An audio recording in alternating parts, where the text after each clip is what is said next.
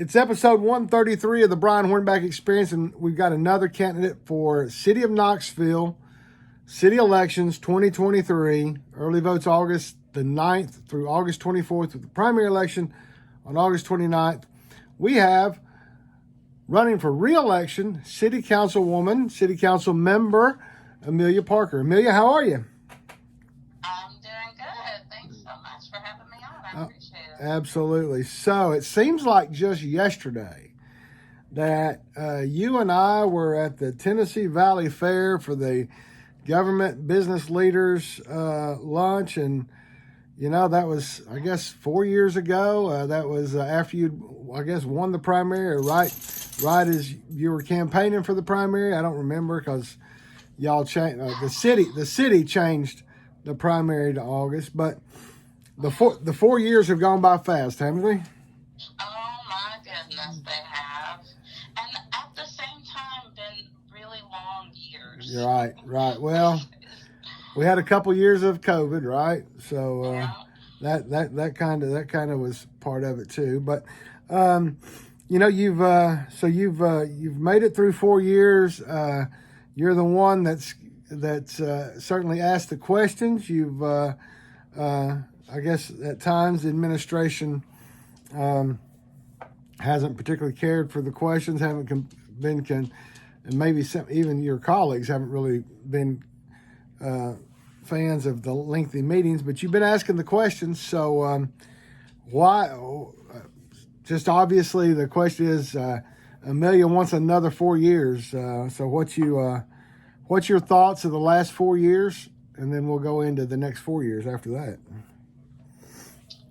Well, I think it's, important for us to have as much discussion as possible during city council meetings about what's on the agenda, and deliberate in the public so that the public can see how their decision makers are, their elected officials are reaching a decision, and they can understand the reasoning behind a new policy.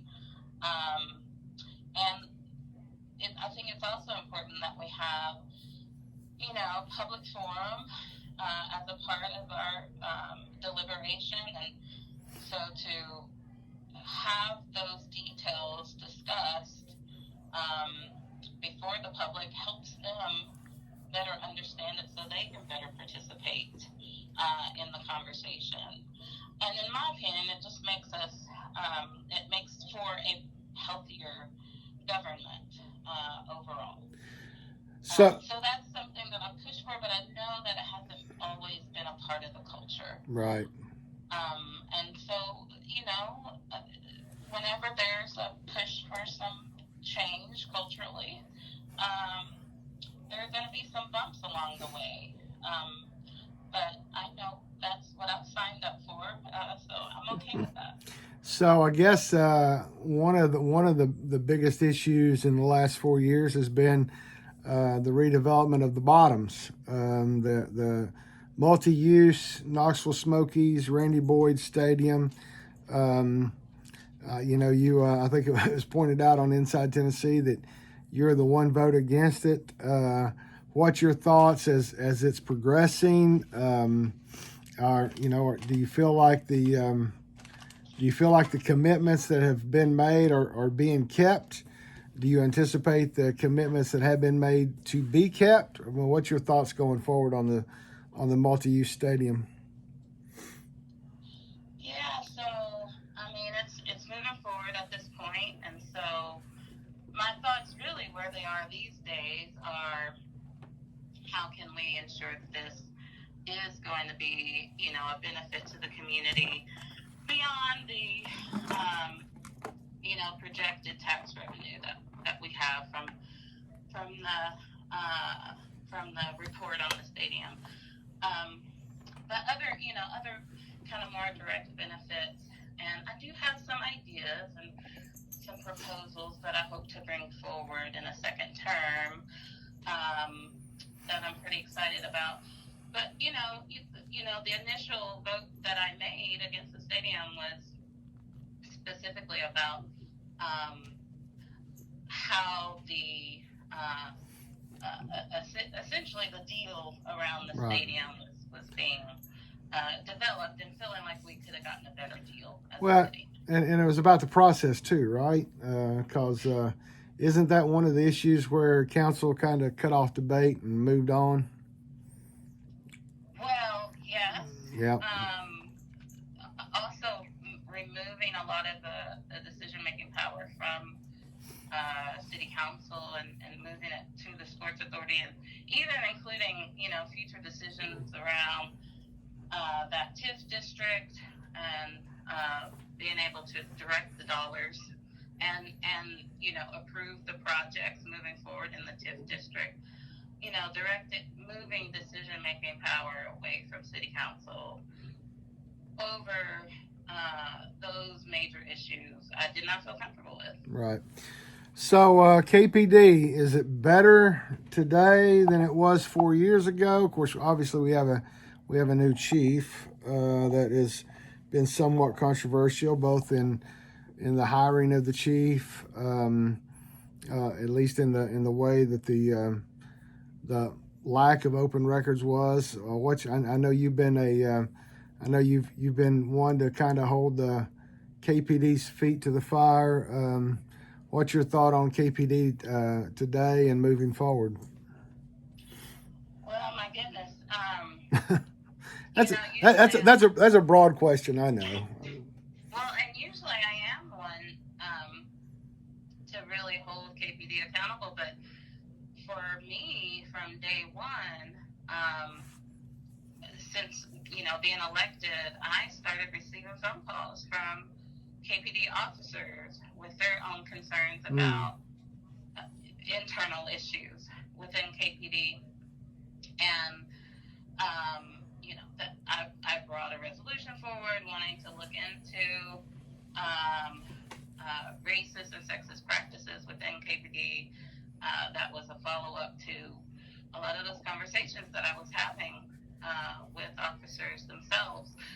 And so, and then, looking at the alternative response program that I've proposed that the city should look into adopting, the main, or one of the main drivers for that program is that we continue to see our officers called into situations that they're not trained to handle. They don't feel themselves they should be there. They're already working, overtime and long shifts, and working within a department that's been severely understaffed for quite some time. And so it just is common sense to move stuff off of their plate. So I feel like, the last 4 years has been about how can we implement some reforms that are not only reforms that our community is calling for, but reforms that really KPD officers themselves are calling for and would benefit from. So it's been a mix, and not just about the accountability. Well, and it really, I think the situation, there's multiple issues that have happened in the public eye with KPD, but I think the situation with Lisa Edwards and the way that she was treated outside Fort Sanders Hospital, just the lack of education, I guess, is the friendliest way I can say it. That just really kind of highlighted a problem that I hope Chief Noel, if he's, I'm assuming he's here for the long term. I'm hoping that they can address that. And I kind of hope that Brooklyn Belk could kind of help that, but she didn't stay very long. But anyway, what other issues do you hear from folks?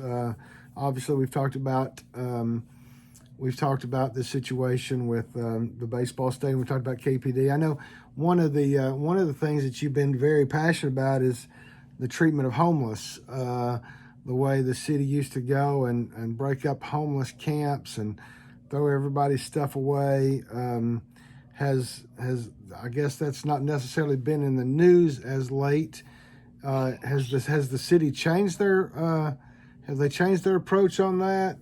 What's going on in that situation? Well, I believe the city has the same approach that they've had in the past. Once the new state law passed that made it a felony to sleep and other things on public property. Right. Then the city put up signs and in certain areas, and I think that has prevented some encampments from at least growing large. But so my concern has been that we just keep throwing money at these issues and doing the same thing, and nothing's changing or improving, and it's not only a waste of money, but it's devastating to people's lives because they're losing precious documents, then they're back at square one with trying to get housing, trying to get a job, trying to get stability. And so what the evidence-based programs advise cities do is that you help create some stability for individuals meet them where they're at. Right. We're trying to get everyone into a shelter, but we're not hearing them when they say they've had a traumatic experience, or they do not feel safe, or they're banned and it's not an option, or and finding alternative solutions, because just throwing this money is not helping people move out of that situation. And I've visited cities around the country and talked to other members of council and their various program leaders about their different programs, and especially with the veteran population, they have found that, and this was a proposal that I put forward, if we can, create some sort of temporary outdoor shelters that have security, that have, sanitation and are kept clean and all of these things. It may not be the long-term housing that they need, but this temporary outdoor shelter housing can provide some stability for folks that you would be amazed that in 9 months they're able to actually get into their own housing. But without it, they're constantly losing their IDs, or having their stuff stolen, or going through another traumatic experience that they didn't have to recover from and get back on their feet. So trying to break that cycle and give folks some stability, and focusing on that versus all the money we're just putting into moving folks around the city and pushing them further and further out into our neighborhoods. Well, and the cost for to build a temporary shelter probably is not cost prohibitive based on the budget that the city has, correct? Right, they're not cost prohibitive. We're talking about in some cities even they've ordered they're like these army tents that are right, super insulated, and then they put in those tents a portable AC heating unit. right. So it would be cool in the summer and warm in the winter, right? Yeah, and they create an area, and folks can stay in a space like that and be back on their feet in 9 months. And the stories are just amazing that you hear. I have been talking to a local maker who can make those. I can't think of what they're made out of, but let's say it's some hard plastic material, and is like a one-person shelter, and there can be an attached bathroom to it. And they're almost like building blocks that you put together. So it's something that you don't need a construction company to put together, but a community could come together and, you know, put these pieces together and create these temporary structures that could give folks some shelter and some safety and stability until, you know, they're able to move into some permanent housing. Right. Well, we go from homelessness to talk about housing in general. There's a story. We're taping this on Monday, July the 31st. There's a story, I guess, that Channel 8 had yesterday. I guess they taped it yesterday. I guess it aired tonight, about apartments, about Tanglewood Apartments. About how Tanglewood Apartments, if you go back and look at Knox TN today, last week, the Register of Deeds reports that Tanglewood Apartments sold one day for $8 million. The next day, it sold again for $10 million. Then all the tenants received notifications that their rent's going to double, which, you know, we've been hearing from what's formerly the Knox Area Realtors, which is now the East Tennessee Realtors, that we have a housing crisis. But, you know, as I look around, apartments are going for, and I'm not in the market for an apartment, but as I see the market, I mean, we're looking at $1,500, $1,600, $2,200 for apartments in Knoxville, and I'm being told from a friend of mine that spends about 6 months out of the year in Atlanta that there's brand new apartments in Atlanta not going for that. So what's so special about Knoxville, Tennessee, do you think? And that might be a rhetorical question. Well, I do think it's just the market at work right now, and the market trying to test the boundaries to see what's possible. Because there's certainly the need, but we have a lot of need currently that couldn't, you know, a lot of residents who can't even imagine Right. Paying that amount.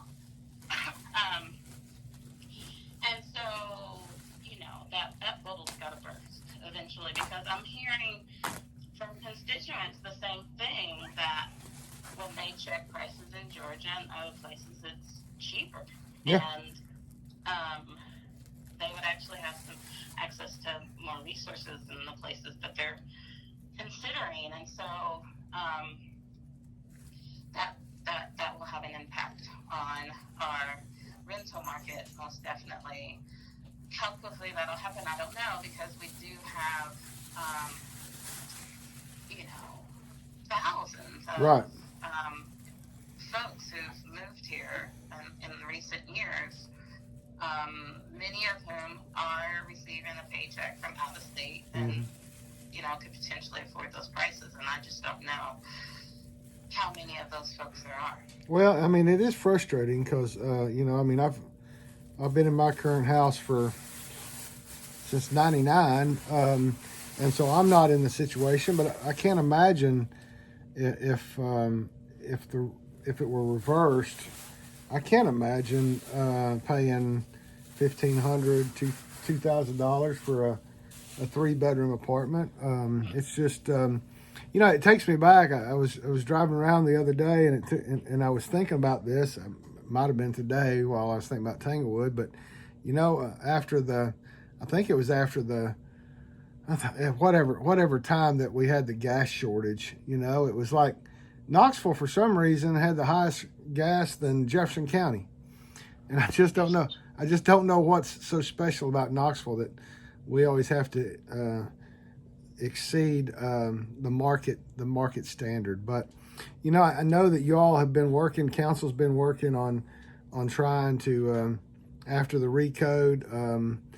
Y'all had a conversation last week about trying to fix what's called the middle. What's your thoughts on that, on those proposals, and what's going on with the density in the city? Well, I think we need to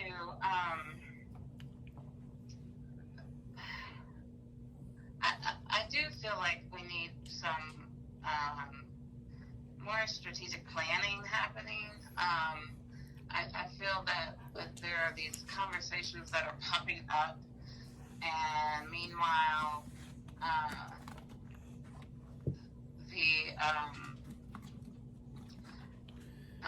Are the conversations though happening more in silos and not necessarily in a grander group setting? I mean, is it? I guess that's true in Knoxville, Knox County government at all levels. Things are popping up in small pockets, but not necessarily in the greater. Back to your frustration and the fact that, you know, there's not a bigger discussion among the whole body, right? Right. Yes. So, and you know, limited opportunities for that to take place. And so, you know, my concern has been that it felt like the policy is to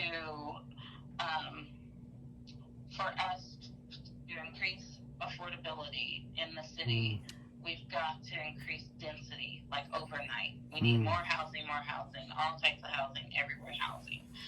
And that gives me heart palpitations. I'm like, that is not a plan.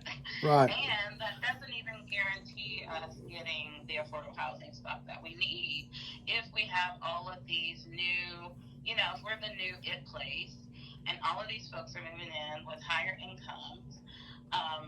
We've got to really be strategic about how we're how we are going to address it in terms of zoning policy, but also how we're going to address it in terms of our budget and looking at where what projects and in what ways the city needs to you know, be a stopgap on some of these affordable housing projects that we can help push forward. But right now, I feel like the conversation has been, we just need more housing, we need more density, missing middle is going to solve it, and I'm not convinced of that. Well, and of course, I know you're city and not county. I have a tendency to cover county more than I cover city, but one of the frustrations with at least some of the commissioners that I've talked to in their zoning issues is the fact that there's developers and there's landowners come into the what I still call the Metropolitan Planning Commission, which is Knoxville Planning now, because we can't settle on one name for a lifetime. But they're going, developers and landowners are going to Knox Planning, and they're getting, you know, zonings for 5, 7, 12 units an acre, and then they're never developing it. And if somebody could ever, and I don't have the knowledge, and certainly it's above my pay grade, but if we ever went out and looked at everything that everything that the commission or city council has rezoned over the last 3 to 4 years, I think we would have more than, in my mind, I think we would have more than enough supply. But the problem is that based on the economy, people can't build right now. But, you know, that hasn't kept them from coming and getting zonings and pushing for, we need density. But, you know, they get the rezonings and then they don't build for 4 or 5 years until building supplies go down. And it's not a solution that a city council person, a county commissioner, or a blogger, podcaster can fix. But it's one that I'm frustrated that East Tennessee realtors never talk about. Well, but that's what I'm talking about in terms of strategic planning, because right. That can be a part of the, you know, projections that when you see those zoning changes take place, it doesn't automatically mean the project's coming. Right. But it's something that can be tracked. Well, and maybe, you know, and I know that with the change from MPC to planning, and Amy Brooks moved from planning to the to the city, and now she's back at planning. Maybe things have settled down a little bit at Knox planning, and maybe they will. Maybe they'll be able to figure it out. Well, we've hit right at the 25-minute mark. I do want everyone to know that early voting is August the 9th through the 24th, with the primary election on August the 29th. Amelia can be found in numerous places online. It's Amelia Parker for citycouncil.com, AMELIA Parker, PARKER, for FOR, citycouncil.com. On Facebook, it's Vote Amelia Parker. On Twitter, it's Vote Amelia P. And on Instagram, just like Facebook, it's Vote Amelia Parker. Are you feeling good about the campaign so far, Amelia? Yeah, feeling good, having a good time. I don't have all the money in the world. Well, you didn't have all the money 4 years ago either, did you? I had so little money 4 years ago. Hopefully you got a little bit more this year than 4 years ago. But I think you certainly. I don't think that there were very many people that thought Amelia Parker could win, and then not only did you win the primary, but you went on to win the general. So it's. I tell people all the time, don't count Amelia Parker out. But good luck to you. I'll let you have the closing minute or two just to ask for people's votes and any last thing you want to say. And I appreciate you being here on the Brian Hornback Experience. Thank you so much, Brian. I appreciate the invite and the conversation this evening. It has been a joy. I am hoping to get everyone's support for a second term on City Council. I feel like even with those who do not always agree with me, you can appreciate how hard that I've worked. Hopefully my integrity, and that I will show up for you regardless of your political background. I represent all residents of the city of Knoxville.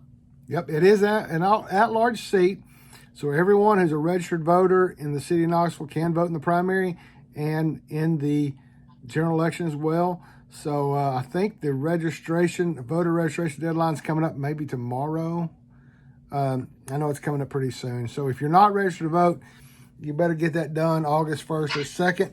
But other than that, Amelia, good luck to you, and I'm sure we'll be talking to you again real soon.